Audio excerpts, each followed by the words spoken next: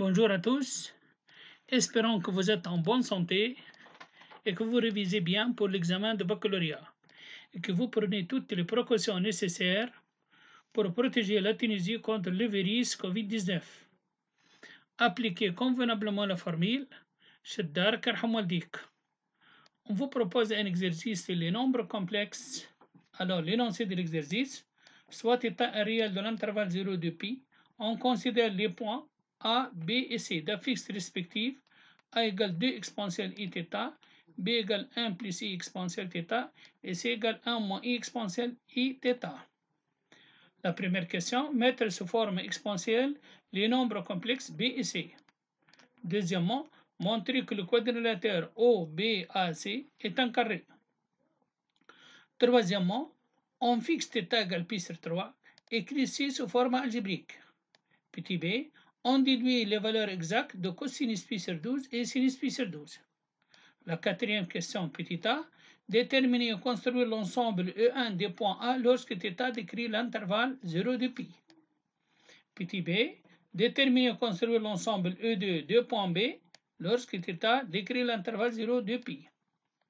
Cinquièmement, petit a, résoudre dans C l'équation z au carré moins 2 exponentielle I θ z plus 2 exponentielle I 2 θ égale 0 où θ appartient à l'intervalle 0 de pi.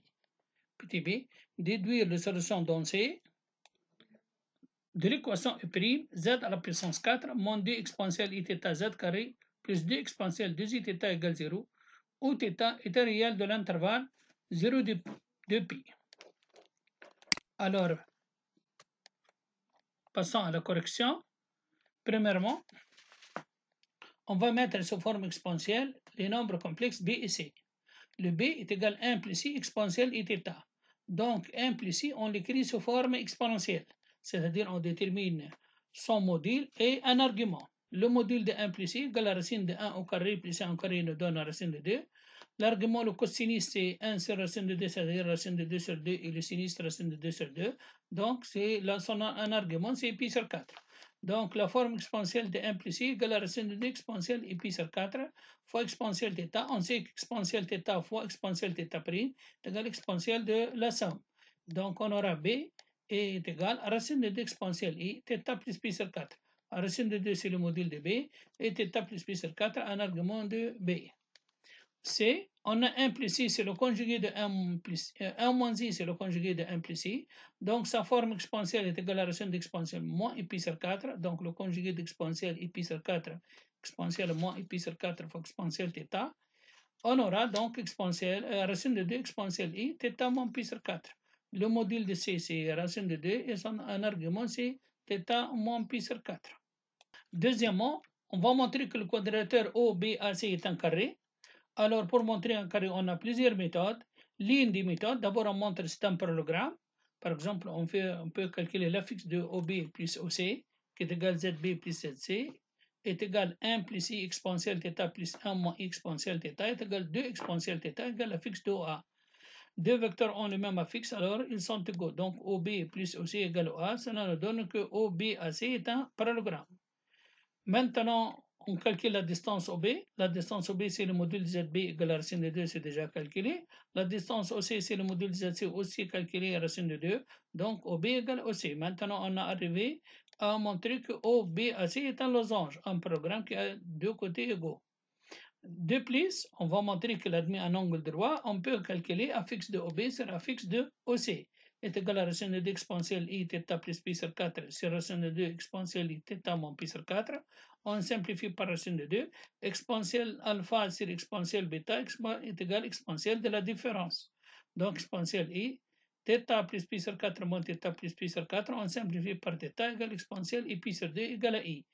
Affixe de OB sur affixe de OC imaginaire, cela signifie que les deux vecteurs sont orthogonaux. Donc, on aura montré qu'un programme qui a deux côtés consécutifs égaux avec un angle droit, c'est un carré. C'est une méthode. Donc, on a plusieurs méthodes. Troisièmement, petit a, on fixe θ égale pi sur 4. On va écrire C sous forme algébrique. C égale 1 moins I exponentielle I pi sur 3. On remplace exponentielle I pi sur 3 par sa valeur est égal cosinus pi sur 3 plus I sinus pi sur 3. Donc, est égal, c'est 1 plus i, on remplace cosinus pi sur 3 par sa valeur, c'est 1 demi, sinus pi sur 3, c'est racine de 3 sur 2, et on développe. On obtient 1 demi plus i racine de 3 sur 2, moins 1 demi i plus racine de 3 sur 2. Donc c'est égal, la partie réelle, on a 1 demi plus racine de 3 sur 2, plus i facteur, moins 1 demi plus racine de 3 sur 2. Ça, c'est la forme algébrique de ZC. Celle-ci, c'est la forme, c'est la partie réelle, et l'autre, c'est la partie imaginée. Petit b, on va déduire les valeurs exactes de cos pi sur 12 et sinus pi sur 12. Alors, pour θ égale pi sur 3, on a ZC égale 1 demi plus racine de 3 sur 2 plus i facteur moins 1 demi plus racine. Ça, c'est la forme algébrique. Et d'après la première question, on a établi la forme exponentielle de ZC. Donc, on aura ZC égale la racine de 2 exponentielle. Donc, pi sur 3 moins pi sur 4 égale à racine de 2 exponentielle et pi sur 12. Donc, le cosinus pi sur 12 égale partie réelle, c'est le module A sur R. Et le sinus égale partie imaginaire, c'est le module, c'est égal racine de 3 moins 1 sur 2 racine de 2. Donc, on aura les valeurs exactes de cosinus pi sur 12 et sinus pi sur 12. Quatrièmement, on va déterminer l'ensemble des points lorsque θ décrit l'intervalle 0 pi sur 2pi. Alors, on a ZA égale 2 exponentielle θ, ça c'est la forme exponentielle de ZA. Donc, module de ZA égale 2, et puisque θ décrit 0 2pi, alors l'ensemble c'est tout un cercle de centre O et de rayon 2. Comme indique la figure ici, c'est le cercle, l'ensemble des points A, c'est le cercle, centre O et de rayon 2. Alors, de même, on a ZB égale à la racine d'exponentielle θ plus pi sur 4, avec θ décrit 0 de pi, et module de ZB égale à racine de 2, donc l'ensemble des points B, c'est le cercle C', de centre O et de rayon à racine de 2, comme indique la figure. Voilà, ça c'est l'ensemble des points B. Cinquièmement, petit a, on va résoudre une équation de second degré à coefficient avec paramètre θ.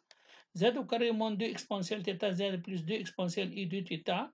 C'est une équation de second degré avec b et pair. Donc on peut calculer le discriminant réduit comme vous pouvez calculer en utilisant le discriminant, le delta. Donc on sait que delta prime égale b prime au carré moins ac est égal à moins exponentielle de zθ.